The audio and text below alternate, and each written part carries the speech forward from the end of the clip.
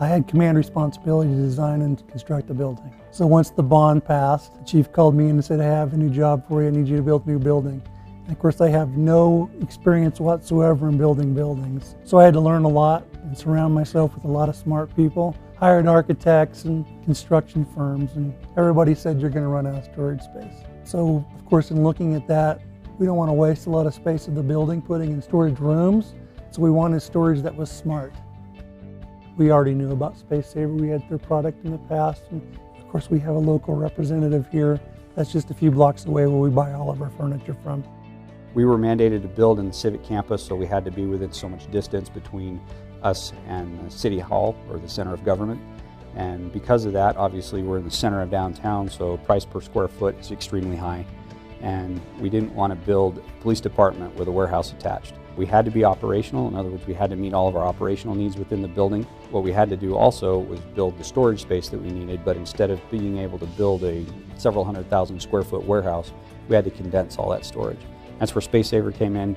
They created these high density storage spaces for us throughout our building where we needed it, and they come in and they organize everything for us and show us what the layout was going to be and make it so that it was operationally feasible, fiscally, as well as operationally for us to go ahead and preserve and take care of our collection.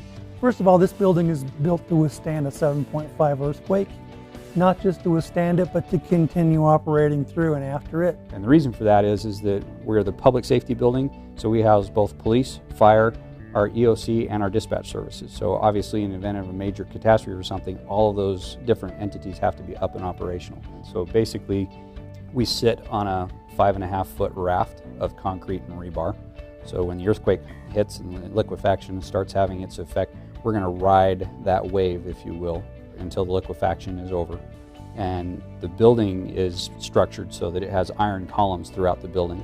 We had to design some of our mobile shelving around those struts, and it was a unique opportunity for us to try and solve that problem.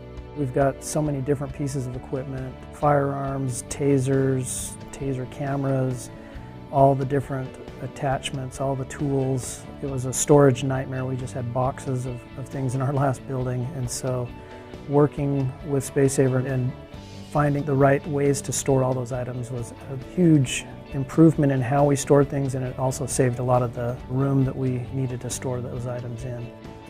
Obviously, the rolling racks allows us to store much more equipment in a limited space. It allows open access between shelving, so my people who are accountable to do monthly physical inventories of everything we have can walk up and down the shelf, do a physical eyes-on count.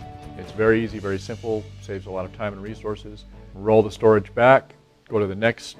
It's just a very nice storage program that allows for a lot of equipment to be stored in a limited amount of space and still have easy access to those items, both physically and visually. This building has really brought our public safety together. It's a lot more interactive, and we are able to solve a lot more crime, but in addition to that, we're able to identify a lot of things that prevent a lot of the crime from happening.